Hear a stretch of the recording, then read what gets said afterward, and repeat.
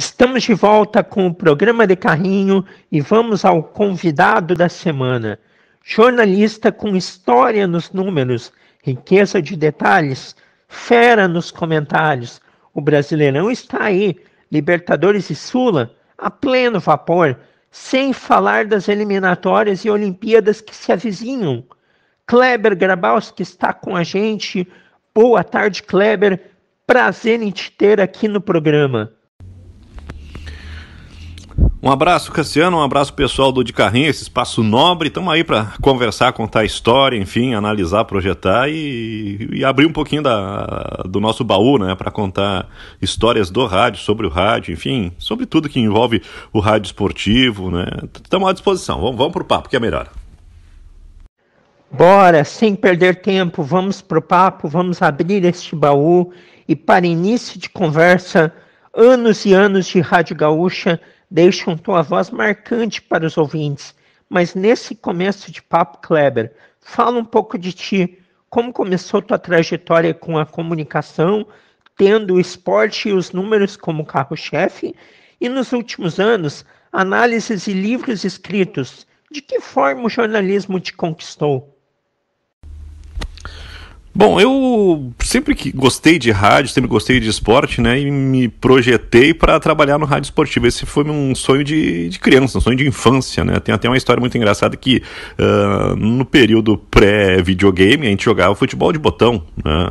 Aí era um jogo, eu e meu irmão, a gente fazia campeonatos intermináveis porque a gente sempre se pegava no pau, sempre tinha uma discussão, sempre tinha um lance que gerava discussão, né, e imagina aquele período lá, então duas crianças de 12, 13 anos, e ali eu comecei a narrar futebol, né, o meu irmão me obrigava a narrar, ele não jogava se eu não narrasse, eu tinha que narrar o nosso jogo de botão, e às vezes tu tá levando uma goleada 4-5-0 no jogo de botão, e tu tem que colocar emoção na narração onde o teu time tá perdendo. Bom, era um aprendizado, mas eu me criei lendo a revista Placar, que era uma publicação da editora Abril, que saía toda quinta-feira, né, no interior e aqui no Rio Grande do Sul, tinha pôster, tinha escudo, tinha tabela de jogos, escalações, reportagens. Então o que eu consumia basicamente era a revista Placar. Naquela época não tinha canal a cabo, não tinha TV a cabo, eventualmente tu tinha um jogo ao vivo. Eu nasci em Canoas e com 6 anos me transferi com a minha família para Ijuí.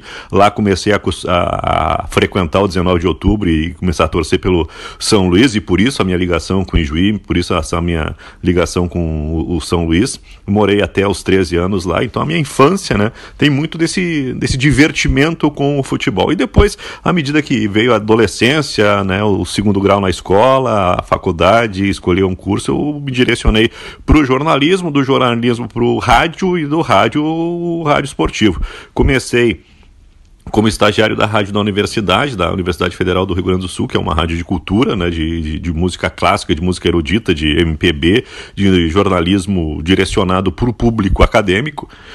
Depois, através do Hugo Vink, que era repórter do Correio do Povo, setorista do Grêmio, que trabalhava lá na rádio da Universidade, eu consegui ingressar na Guaíba como rádio escuta, né, completamente amador, só para ganhar experiência e conhecer os bastidores do rádio. Trabalhei inicialmente com o Luiz Carlos Oliveira, que é o pai do Daniel Oliveira, ex-narrador da Bandeirantes. O Luiz Carlos Oliveira foi o chefe de equipe, era o plantão, e a Guaíba naquela época é um período em que terminou a Caldas Júnior, a grande Caldas Júnior, e a família Ribeiro assumiu, inicialmente tentando fazer um grande projeto do tamanho da Caldas Júnior, da antiga Caldas Júnior, mas depois reduzindo o investimento, diminuindo o quadro funcional. Então a equipe de esportes da Guaíba era muito pequena, era o Milton Jung de narrador, o Marco Antônio Pereira, o José Aldo Pinheiro, o Vianney Carleu, o Paulo Sérgio Pinto, o Edgar Schmidt, o Luiz Carlos Reck, o Luiz Henrique Benfica, eram os dois repórteres, eu na produção e o Luiz Carlos Oliveira no plantão. E depois começou a entrar Ribeiro Neto, Ricardo Vidarte, Hélio Fagundes de volta, né? Houve aí uma transformação e gradativamente foi ganhando mais peso, né? Ficando uma equipe maior. Eu acho que a gente tinha 11 no começo e quando eu saí em 91 a gente já tinha perto de 20. É uma equipe que cresceu, né? Porque a qualidade dos profissionais era muito boa. Mas nesse primeiro estágio, a equipe reduzida, tu fazia tudo, né? Fiz reportagem, fiz produção, fiz apresentação e eventualmente fazia o plantão. E aí no plantão eu sempre fui um cara que acompanhei, que sempre cuidei muito tabela, histórico, tinha uma boa memória, então eu tinha o perfil do plantão, era um cara organizado. E aí em 90 na Copa, antes da Copa, eu fui transformado de produtor em plantão, né? Virei plantão e aí comecei a me especializar, a organizar os meus arquivos, e de 90 até 2013 eu fui plantão de esportes. Então são 23 anos como plantão, é bastante tempo, né? E a gente pegou na Guaíba, eu fiquei até 91 e depois eu vim para a Gaúcha já como plantão, e era uma equipe extraordinária com os grandes nomes, né? Ranzolin, Lauro, Rui, Pedro Ernesto, João Carlos Belmonte, Silvio Benfica, e ali aí fica muito fácil tu se consagrar, né? Basta fazer o trabalho certinho, né? Tá bem informado, porque tu tem a audiência, e se tu tem a eficiência, tu tem a resposta da retaguarda, né? O teu nome aparece também. E aí, à medida que o tempo foi passando, né? O Ranzolin se aposentou, o Lauro abandonou o esporte, foi trabalhar só no jornalismo e na TV, o professor, depois de muito tempo, se aposentou, o Pedro Ernesto virou o primeiro narrador, Silvio Benfica, talvez tenha sido o profissional que me acompanhou durante todo esse tempo, ele o Zé Alberto e o José Alberto Andrade são remanescentes da minha chegada até a minha saída da RBS. Então, né, com todo esse tempo de vitrine numa grande equipe líder de audiência, fica fácil tu acostumar o ouvido do ouvinte, né? E também, né, tu tem arquivo, tu cria uma metodologia que funciona, então isso facilitou bastante essa minha longa trajetória como plantão de estúdio da Gaúcha. Depois, 2013 tem um convite para deixar de ser plantão e ser comentarista, porque tinha uma deficiência, tinha um problema, acho que era a saída do Rui, o Guerrinha estava insatisfeito com as escalas, não queria mais ser comentarista. Aí o Ciro Martins, que era o gerente da rádio, disse, tu topa esse desafio? Eu topo esse desafio. E aí fiquei de comentarista de 2013 até 2019, quando eu saí, né, e eu vivi bons momentos, realizei um dos meus sonhos, que era cobrir uma Copa do Mundo, fiz a Copa no Rio de Janeiro, sendo o principal correspondente lá no Rio de Janeiro, era o organizador do nosso centro de imprensa dentro do Rio de Janeiro. Acho que foi muito interessante e tive o privilégio de estar nos comentários da decisão entre a Argentina e a Alemanha no Maracanã, na Copa realizada aqui no Brasil. Acho que basicamente essa a minha trajetória. Atualmente eu trabalho no Grupo Bairrista, né, participo do Bairrista FC, das jornadas do futebol do Bairrista, e estou na coordenação da FM Cultura, né, uma rádio do governo do estado, uma rádio com o perfil cultural, musical, com muita MPB e artistas aqui do Rio Grande do Sul, é o maior palco dos artistas aqui do Rio Grande do Sul. Estou exercendo essa direção no FM Cultura desde janeiro do ano passado. E nesse período todo eu escrevi 3 livros, 2 sobre o Sala de Redação e o mais recente, publicado em 2019, sobre o Campeonato Gaúcho em parceria com o Gustavo Manhago. Os 2 do Sala de Redação também com parceiros, o primeiro com o professor José Coiro, a Divina Comédia, e o que marcou os 45 anos do Sala de Redação em 2016, em parceria com o Júnior Maicá, né, Sala de Redação 45 do primeiro. Olha só, e tudo começou como narrador esportivo, bela trajetória até aqui. E Kleber, o rádio e os seus bastidores é uma paixão que a gente pode ficar horas falando que não cansa. E a função do plantão esportivo tem a enorme responsabilidade de ver e informar tudo de relevante que estiver acontecendo, mesmo que seja eventos ao mesmo tempo. Não que esteja fácil, mas hoje em dia a tecnologia facilita esse processo. E você pegou a época mais raiz dele. Como tu te virava?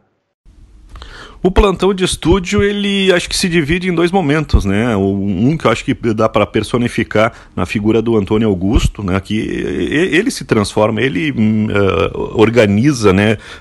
Digamos assim, ele planifica o trabalho do plantão de estúdio a partir dos anos 70, porque na década de 70 surge uma coisa no Brasil que é a loteria esportiva, né? A famosa loteca, né? Onde tu fazia a tua aposta em quem ia ganhar, se o jogo ia ter empate, né? Tu tinha 3 colunas e aquela loteria esportiva, por ser novidade, dar um prêmio milionário, virou uma febre no Brasil. E a principal maneira de acompanhar a loteria esportiva era através das rádios, que iam atualizando os jogos que estavam na loteria. Era normal ter um jogo do Grêmio e do Inter e o plantão de estúdio interrompeu. Ó, tem gol no jogo 12. Botafogo 1, Vasco da Gama 0, passa da coluna 1 no jogo 12. Né? E o Antônio Augusto percebeu isso muito cedo.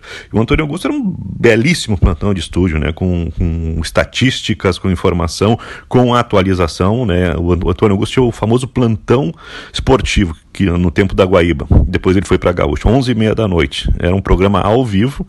E ali, naquela época, ele furava todo mundo. As últimas informações ele trazia em primeira mão. Então o Antônio Augusto tem esse perfil.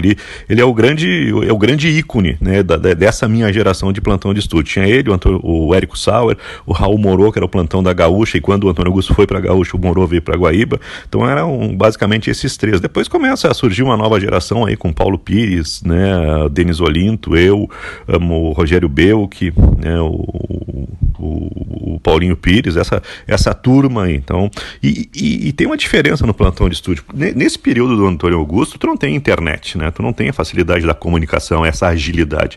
Então, o plantão fazia rádio escuta. Ter um rádio com ondas de 39, 41 metros facilitava muito, né? Porque tu conseguia ouvir boa parte das principais rádios do Brasil, Rio, São Paulo, Paraná, Santa Catarina, chegavam aqui.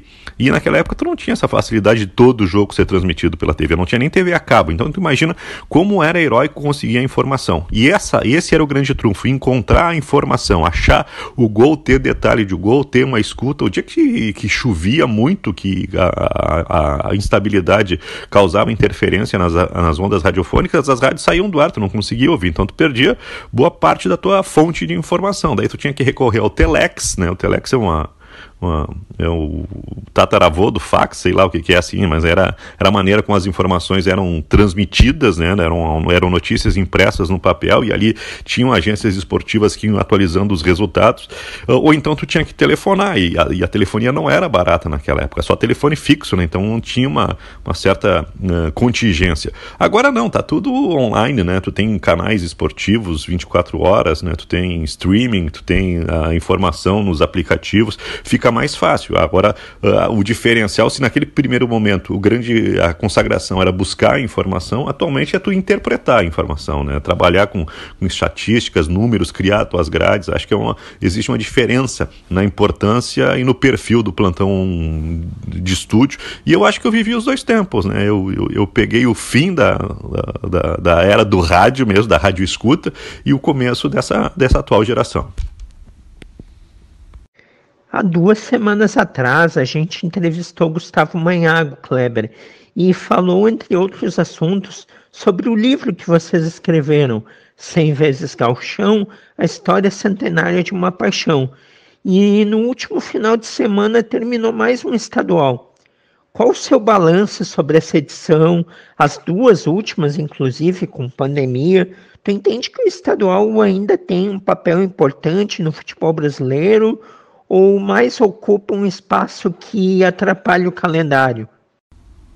As 2 últimas edições do Campeonato Gaúcho foram completamente diferentes, né? E a gente escreveu o Gauchão, 100 vezes Gauchão, e na abertura do livro a gente conta que o primeiro Campeonato Gaúcho não aconteceu por causa da gripe espanhola, que paralisou o campeonato, e na ocasião, lá em 1918, se eu não me engano, as autoridades proibiram aglomerações, e aí não poderia ter jogo de futebol, porque isso poderia propagar a doença, né? E olha quanto tempo depois, a gente chegou em 2020, o Campeonato Gaúcho também chegou uma paralisação por causa da pandemia, o público foi proibido de ir aos estádios, né, uma série de restrições e orientações, mas o campeonato chegou ao fim, foi um campeonato diferente, e a gente esperava que o campeonato de 2020 fosse o último nesse modelo, só que 2021 a gente continuou com essa realidade. O fator local deixou de ser tão importante assim, tanto que o Juventude nem foi jogar no Alfredo Jaconi, porque como não tinha torcida, preferiu ir para Bento Gonçalves.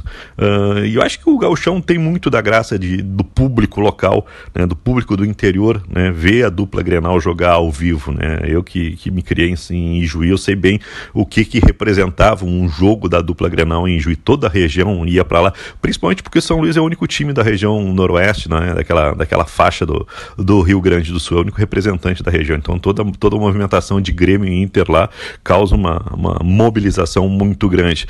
Tecnicamente são campeonatos que perdem o seu valor, porque o calendário está cada vez mais espremido, e o calendário desse ano é extremamente cruel. A gente viu o que isso causou no Grêmio do Renato, e a dificuldade que o Ramires está tendo de colocar a sua filosofia em prática.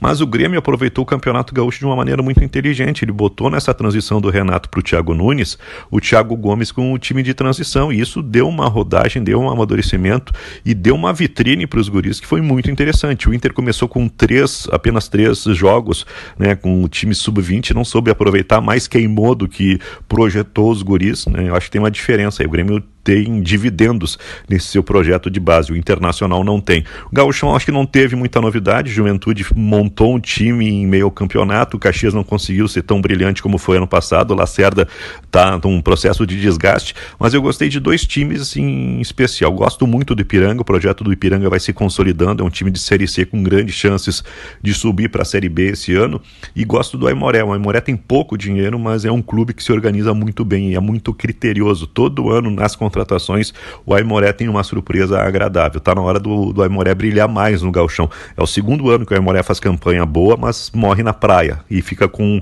a vaga na Série B como herança. Não sei se a Série D é uma competição financeiramente rentável, acho que não, mas eu acho que o Aimoré ele tem viés de crescimento, tem viés de alta, porque trabalha muito bem.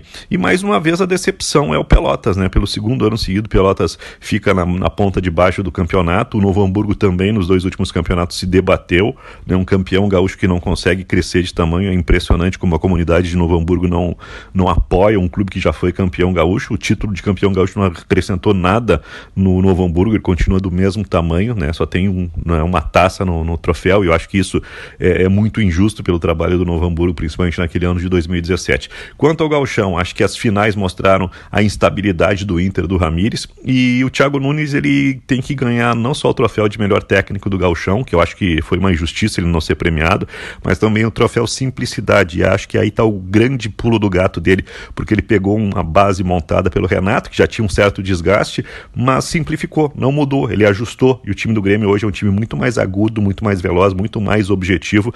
Tá melhor de ver o Grêmio do Thiago Nunes do que ver os últimos times que o Renato montou aqui no Grêmio.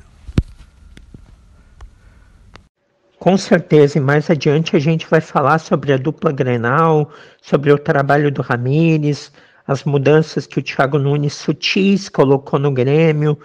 E Kleber, quando a gente fala de pandemia, estádios vazios há mais de um ano, competições rolando normalmente em todo o planeta, mesmo com surtos em equipes como vem ocorrendo neste período na América do Sul. Felizmente o vírus não tem afetado os jogadores em regra, com grandes sintomas, mas qual a tua opinião sobre a forma como as entidades que organizam as competições estão se portando, especialmente a Conmebol, que obriga times a jogar mesmo sem goleiro, por exemplo? Infelizmente, a Conmebol, a FIFA, a CBF não estão preocupadas, né, com o ambiente, com aquilo que não envolve futebol. Elas estão preocupadas, acima de tudo, em negócio. O futebol não pode parar, porque futebol é um negócio, tem muito contrato, tem muito dinheiro em jogo. Eu não vi, por parte da Conmebol, da CBF e da FIFA, uma ação conjunta forte, né, de conscientização, não digo só do meio do futebol, mas usar o futebol como um meio meio para conscientizar as pessoas, para que o coronavírus, a pandemia está aí, precisa tomar cuidado. O futebol entrou numa bolha, e que é nociva para todo mundo porque dá uma ideia de normalidade, e isso é muito perigoso.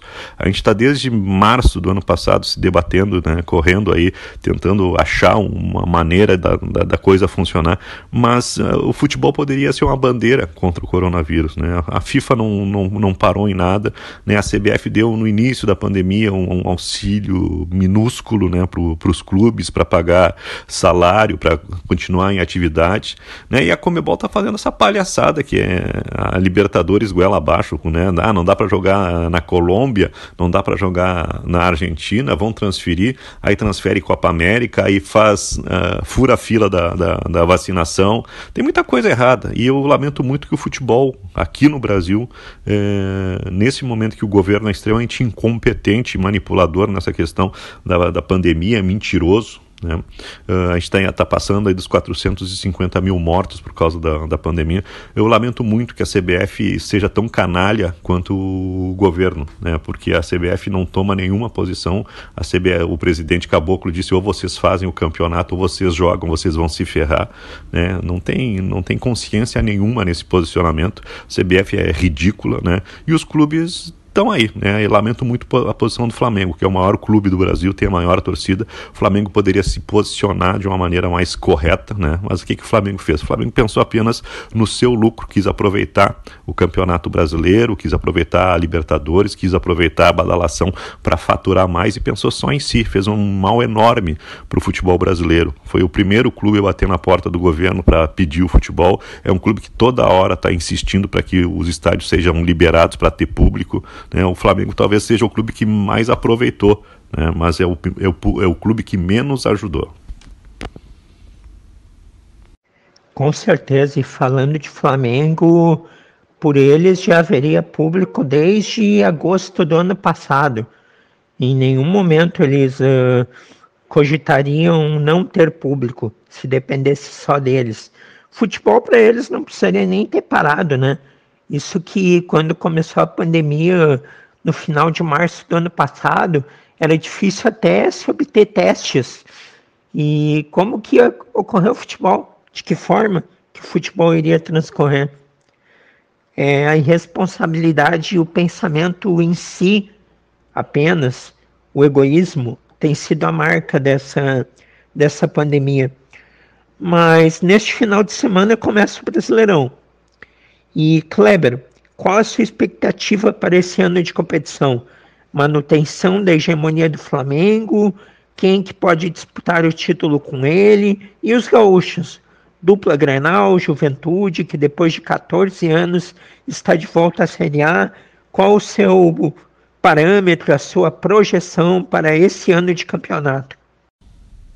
Apesar do Ceni ter melhorado, ter conseguido se sobressair, já tem um título no Flamengo, esse Flamengo de hoje e o Flamengo do ano passado, eles são diferentes do Flamengo do Jorge Jesus, que encantou e talvez tenha atingido o pico, É um Flamengo que já tem um desgaste com Everton Ribeiro e um Flamengo que pode perder qualidade com a saída do Gerson, mas mesmo assim eu acho que é o time mais poderoso, tem muito repertório, tem muita qualidade, e acho que se o Gerson for negociado, o Flamengo vai buscar alguém. Acho que falta banco para o Flamengo, O Flamengo nesse momento tem aí o Vitinho, o Pedro, pouco é pouco, o Flamengo tem que achar mais soluções ou então dar mais rodagem para sua base.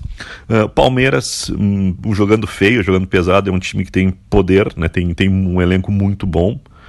E se transformou quando parou de gastar dinheiro e olhou para a base, o Gabriel Menino, o Patrick de Paula, o Veron, são jogadores interessantes. A volta do Dudu pode acrescentar qualidade para o Palmeiras.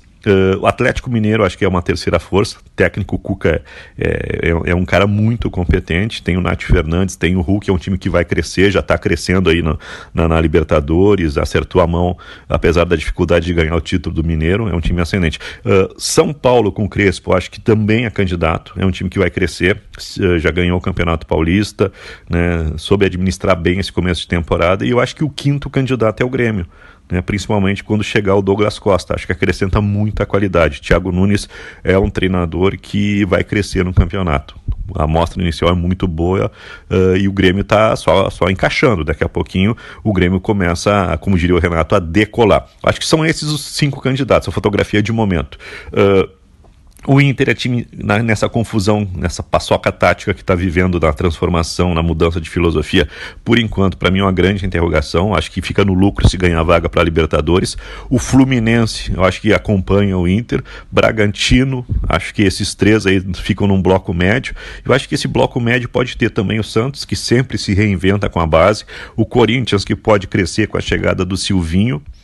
Né? E o Atlético Paranaense, né? Que tem pretensão de ser time grande, né? De ser time gigante, né? Mas no Campeonato Brasileiro o Atlético nos últimos anos não tá aparecendo, né? Não está fazendo investimento, está fazendo uma política de valorização da base, de contratações mais modestas, então acho que fica no bloco médio. E o resto, olha, eu contei aqui, eu acho que 5, 11, os outros 9 times, acho que já começam o campeonato com a corda no pescoço. Os 2 do Ceará, o Bahia, o Sport, a Chapecoense, o Cuiabá que estreia na Série A, e o Juventude. Acho que esses aí são os mais sérios. E o Atlético Goianiense, esses aí são os mais sérios candidatos ao rebaixamento. Acho que o Lisca vai fazer um bom trabalho com o América Mineiro, pode surpreender ali, acho que não corre risco de rebaixamento, anda do 10º para cima, vai tirar ponto de muita gente, e esse é um campeonato diferente, porque sempre se falou o Campeonato Brasileiro é muito difícil, porque tem sempre 10 candidatos quando começa a competição. Só que a gente está vendo que o Cruzeiro diminuiu de tamanho, o Vasco e o Botafogo estão todo ano na Série B, vai e volta, né? Então é um campeonato que ficou com um número menor de candidatos. E se tu for olhar a tabela, por exemplo, pega a tabela do Inter nas 10 primeiras rodadas, tu tem 7 jogos vencíveis, né?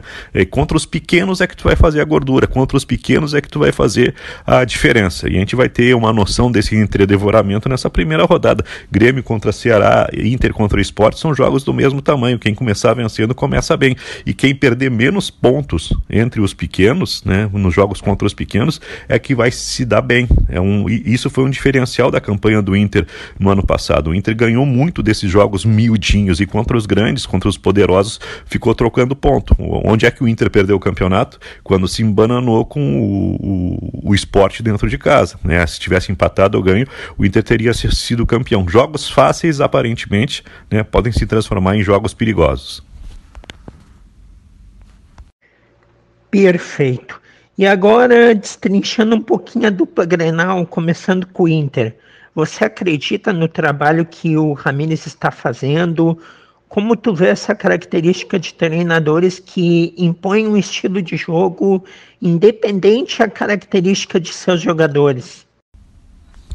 O Inter do Ramires, ele me parece o título daquele filme, Alguém Tem Que Ceder, né? Porque o Ramires vem com uma ideia pré-concebida e o Inter tem um grupo que é diferente das necessidades do Ramires. Então, nem um nem outro, né? O Inter não vai ser competitivo como foi com o Abel, mas também não vai ser um modelo europeu, né, do jogo de posição que o Ramires quer implantar. Até pode implantar, mas não vai conseguir isso de um momento para outro. Até porque já tem um desgaste do Ramires com um grupo de jogadores, e se os jogadores não mergulharem nessa ideia, não comprarem a ideia do treinador, fica muito difícil tu implantar o teu método. A gente já viu o resultado. O Internacional evoluiu taticamente em relação ao Inter do Abel, né? São modelos diferentes, e mesmo que a ideia possa ser mais moderna com Miguel Ángel Ramírez, o desempenho e os resultados são fracos. O Abel demorou 6 jogos, mais ou menos, para analisar e começar a colocar em prática o modelo de jogo que ele queria adotar e fazer as mudanças em relação ao que vinha sendo adotado pelo Kudê.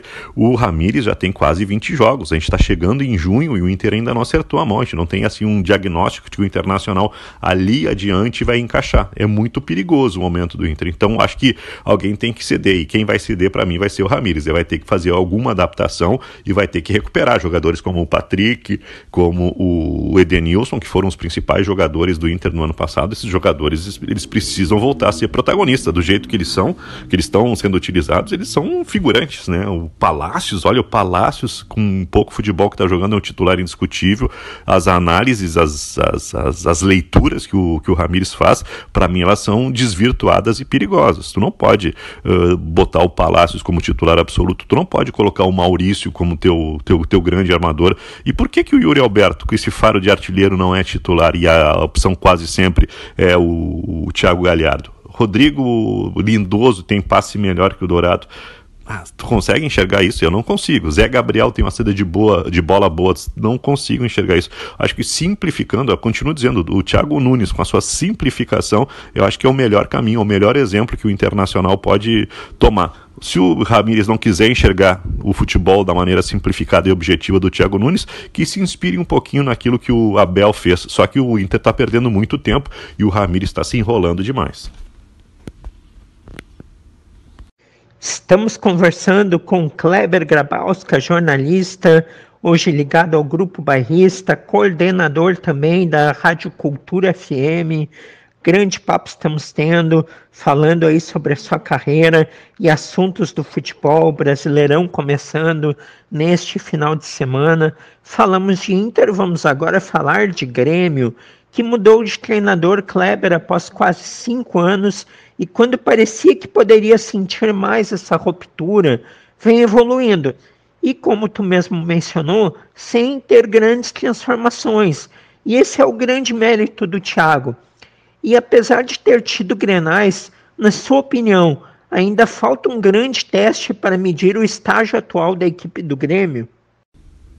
Realmente, pode faltar um teste, mas a gente está vendo aí um Grêmio muito cumpridor das suas funções. Foi melhor nos 2 Grenais com o comando do Thiago Nunes, né? E mesmo que o Grêmio não tenha começado bem os 2 Grenais, o Thiago Nunes conseguiu ter uma leitura de jogo, porque ele mudou o time no primeiro Grenal, equilibrou e virou, e ganhou com méritos. Né? E no segundo a mesma coisa, o Grêmio começa mal, lógico que o primeiro gol sai de um contra-ataque, é um lance esporádico, e como o Grêmio já tinha vencido o primeiro Grenal, aquele gol do Ferreira no final do primeiro tempo, mudou, embananou o Internacional, deu um curto-circuito, e a gente vê o segundo tempo, o Grêmio muito bem definido, né? Porque a troca que o Thiago Nunes faz no segundo Grenal, ela é fundamental. O Maicon tá muito mal, e ele não teve medo nenhum, tirou o Maicon, botou o Wanderson, consertou a defesa, recuou o Diego Souza para jogar numa linha um pouco atrás dos 2 extremos, e o Grêmio, olha, deixou de ganhar e deixou de golear o Grenal. Tá faltando um grande desafio, a gente vai ter agora no Campeonato Brasileiro e lá em julho, quando começar o mata-mata da Libertadores, mas eu vejo o Grêmio encorpando, vejo o Grêmio ganhando consistência e vai ganhar qualidade com o Douglas Costa e possivelmente com mais algum reforço que a direção possa achar. E em termos de América do Sul, futebol praticado pelos times sul-americanos, é o pior nível dos últimos anos, Kleber? Eu acho que a crise afeta todos os times, né? A gente não está vivendo um momento de fartura, a pandemia tá tirando muito recurso, né? Dos clubes, as torcidas estão fora, mas eu continuo vendo coisas boas, principalmente no futebol argentino, né? O modelo do Marcelo Gallardo me agrada muito. Eu vi esses dias um jogo do Argentino Júnior, né? Que não ganhou, até perdeu pro Nacional, se eu não me engano, mas é um futebol veloz, é um futebol de troca de passes, de evolução, e eu acho que a pandemia atrapalha. O nosso futebol brasileiro também não está muito longe, não. Tem altos e baixos, tem alguns times que se sobressaem, mas de uma maneira geral, né, a qualidade do espetáculo é ruim. Não sei se a atmosfera de ter estádio vazio interfere, né? Futebol sem vibração, né? Que tu consegue ouvir os gritos dos treinadores, mas eu acho que não é só o futebol brasileiro. Eu acho que o futebol sul-americano, de uma maneira geral, está sofrendo muito com esse calendário interrompido, com a falta de público. A gente é muito passional, né? Eu acho que essa vibração da torcida faz diferença no desempenho. E o quanto agrega ao futebol gaúcho ter de volta ídolos como Douglas Costa e Tyson, tanto pela idolatria como pela vivência tática que eles adquiriram nestes 10 anos de Europa? Ter ídolos, ter craques, isso sempre agrega, né? O Tyson está com 33 anos, né? Ele tem tinha um projeto de voltar, mas acho que demorou demais para voltar para o Shakhtar Donetsk. Infelizmente, esses primeiros jogos do Tyson não estão fazendo muita diferença, não. Ele foi muito bem na estreia contra o Olímpia, né? Com 10 minutos já deu para ver que é um jogador diferenciado, mas ele não está fazendo a diferença no jogo do Inter. Talvez no Campeonato Brasileiro, com mais campo, né? Com um jogo mais aberto, ele possa melhorar de desempenho. E acho que é normal, vai gastar ainda algum tempinho de adaptação. Douglas Costa é outro caso, né? O Douglas Costa só jogou em time grande, saiu lá do Shakhtar, depois Bayern de Munique e Juventus, né? Tem 30 anos, ainda é jovem, tem muito gás para queimar. Acho que são jogadores que mobilizam o torcedor, né? O Douglas Costa já chegou, né, cativando o torcedor e cumpriu a palavra, o Tyson a mesma coisa. Acho que são jogadores importantes e que poderiam ser melhor aproveitados caso, né, tivesse público no estádio, né? Porque aí a proximidade, a ação de marketing também fica facilitada, né? Acho que nesse primeiro momento o proveito não vai ser tão grande, mas sem dúvida nenhuma, são dois grandes reforços, e acho que o Douglas Costa, pela idade, pela estrutura que o Grêmio tem num time formado, eu acho que vai ter mais facilidade de fazer a diferença do que o Tyson nesses primeiros jogos está fazendo dentro do Inter. Bom, e saindo daqui do Sul, indo para as eliminatórias semana que vem, Olimpíadas em julho, a falta de torcedores e todo esse contexto de pandemia te dão a impressão de que perde aquela magia, aquela expectativa por esses eventos tão histórica que sempre se teve, especialmente os Jogos Olímpicos? Bom, a gente está se aproximando de uma Copa do Mundo e pouco se fala de Copa do Mundo, né? E aí diminui a importância das eliminatórias. A gente tinha sempre uma grande expectativa em relação à seleção brasileira. E tem outra coisa que também diminui o nosso interesse em seleção brasileira. O futebol da América do Sul, o futebol de seleção, foi colocado num segundo plano, porque hoje tu não tem mais os grandes duelos de seleções poderosas da América do Sul, como Argentina, Brasil e Uruguai, contra os grandes da Europa. Esse calendário da Copa das Seleções, da Copa das Nações lá na Europa, a Eurocopa, é só europeu jogando com europeu. Esse intercâmbio, ele é muito interessante, esse intercâmbio ajuda muito para o futebol evoluir aqui na América do Sul, e hoje a gente está pegando essa evolução, esse modelo europeu no conceito, através de treinadores, de auxiliares de desempenho, né, na análise de estatística, de modelo tático, do que intercâmbio de confronto, do jogo time contra time, né? Isso prejudica muito, e também a ideia do Mundial de Clubes. Eu gosto muito dessa ideia de um Mundial de Clubes com mais times, né, porque isso facilita o intercâmbio. Mesmo que tu leve goleada do City, do Barcelona, do Real Madrid, isso tu vai durar 2, 3 edições, né? Se tu tiver um intercâmbio permanente, os clubes daqui vão se estruturar melhor, vão equilibrar. Nesse momento não tem equilíbrio, não tem igualdade. O futebol europeu está muito na frente. Já se foi o tempo que o Brasil era favorito ao título, que a Argentina com Messi seria favorita ao título. Hoje os favoritos estão na Europa, né? Enquanto a Olimpíada, eu entrevisto atletas aqui do Rio Grande do Sul que estão com vagas garantidas na Olimpíada e tem um anticlímax. Hoje seria, né, contagem regressiva, competição, preparação, últimos cuidados, né? Tu não consegue treinar, tu não consegue praticar, tu não consegue ter competição. Isso tira um pouco do ânimo, né? Vai ser uma Olimpíada fria, né? Mas a Olimpíada é um tremendo acontecimento para quem compete, para quem trabalha, para quem torce, para quem acompanha. Eu acho que é um gol fazer a Olimpíada, é um golaço fazer a Olimpíada, mas infelizmente nessas condições eu não sei se para os atletas vale a pena, né? O índice técnico pode cair consideravelmente porque a preparação está prejudicada.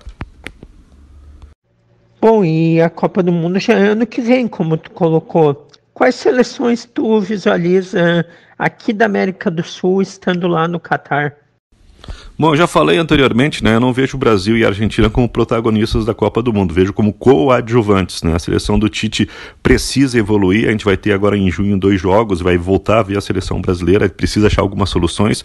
Acho que tem que definir um centroavante diferente do Firmino e do Gabriel Jesus, e tem que dar uma reforçada no meio campo, na questão de criatividade. Eu acho que o Brasil está mal de laterais, né? O tanto que o Dani Alves continua sendo convocado. Gosto muito do Renan Lodge, mas olha, faz muito tempo que a gente não vê a seleção. Esses 2 jogos de junho vão tirar a febre. A Argentina parece que se conscientizou que não pode depender apenas do Messi. O jogo coletivo tem que fazer a diferença. Então eu vejo essas 2 encruzilhadas para Argentina e Brasil. Eu acho que está disparelho. Eu acho que a França, né, continua sendo a principal seleção europeia, a principal candidata lá na Europa a ficar com o título. Tem qualidade técnica, tem jogadores diferenciados, né? A Alemanha está se reinventando, a Itália, que ficou fora da última Copa também está se reinventando, e o futebol inglês também está sendo, em termos de seleção, está ficando interessante. A seleção inglesa sempre foi uma seleção meio brutamonte, assim, né, meio quebradora de bola. A base inglesa é muito boa, né, tanto que a Inglaterra quase sempre está chegando na fase final do sub-17, do sub-20. Essa renovação é interessante, é uma oxigenação no futebol inglês que já vem acontecendo há algum tempo. Talvez a próxima Copa seja a Copa onde os ingleses serão protagonistas depois de muito tempo. Bom, Kleber, e já estamos chegando perto do final do nosso papo. E nos próximos dias, um programa histórico do Rádio Gaúcho completa 50 anos, que é o Sala de Redação. E você foi um dos escritores do livro dos 45 anos, além de integrante por um período. A força deste programa é o que de melhor pode explicar o porquê o rádio é apaixonante.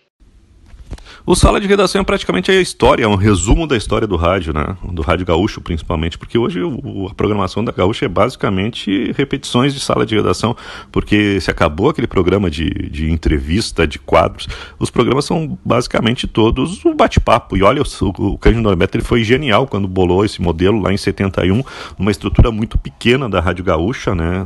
Aí puxou um cabo para dentro da redação da Zero Hora, e com um número de profissionais que trabalhava para fazer um jornal, ele fazia a atualização, né?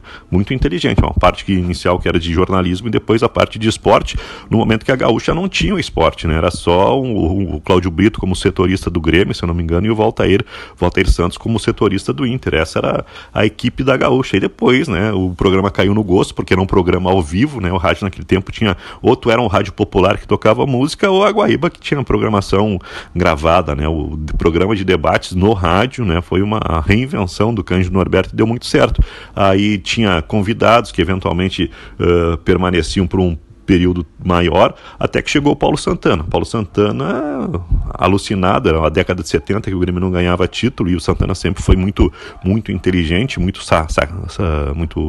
sarcástico e sagaz, né? Tinha sempre boas tiradas. O Cândido Norberto se apaixonou por ele, e quando traz o Santana, né, fica na obrigação de trazer um colorado para fazer o contraponto, né? Foi o Ibsen, depois foi o Kenny, né? E eu acho que o Sala de Redação, ele se consagra não por falar de futebol, né, mas por falar de Grêmio e Inter, que é o que o público gaúcho quer. É um programa que se transformou, que teve depois o Rui como seu comandante, tem agora o Pedro Ernesto, mas eu considero essa fase inicial do Cândido Norberto e a descoberta do Paulo Santana, e depois um time que tinha Rui Carlos Osterman, Paulo Santana, Lauro Quadros, Cláudio Cabral, como talvez a melhor formação, esse quarteto aí, mais o Kenny Braga, mais Renato Marcília, depois o Vianney, né? Acho que aí é o segundo grande momento do Sala. Lógico que tem que fazer também uma referência ao encontro do Foguinho e do Cid Pinheiro Cabral, né? O Foguinho foi tudo nessa vida do futebol, foi jogador, foi técnico, foi juiz, foi o cara que moldou, que criou o DNA gremista, a maneira gremista de jogar, que depois também se transformou na maneira gaúcha de jogar, e o Cid Pinheiro Cabral colorado, né? Pai do Cláudio Cabral, um jornalista espetacular, né? E esse debate entre esses dois também foi outro ponto alto do Sala de Redação, que está completando 50 anos.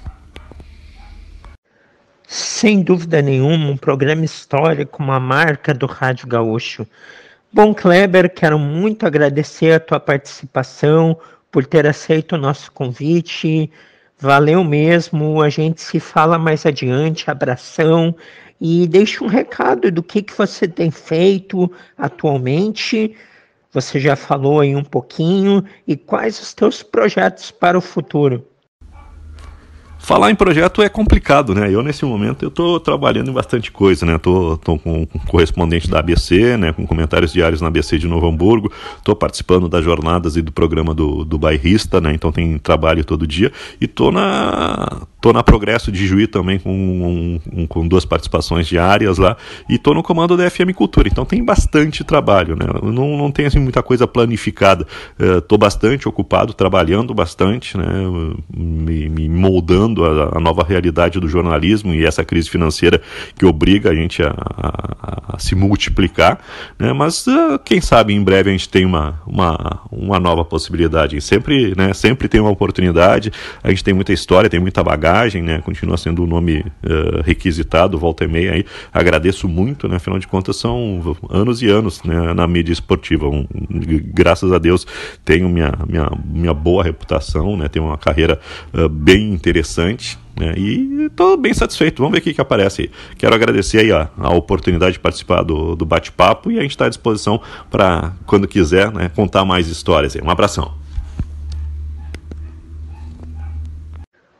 Show de bola, este foi Kleber Grabowska com a gente, grande bate-papo, Brasileirão começando, a gente falou de tudo, de futebol, de Olimpíadas, de histórias do jornalismo, muito legal.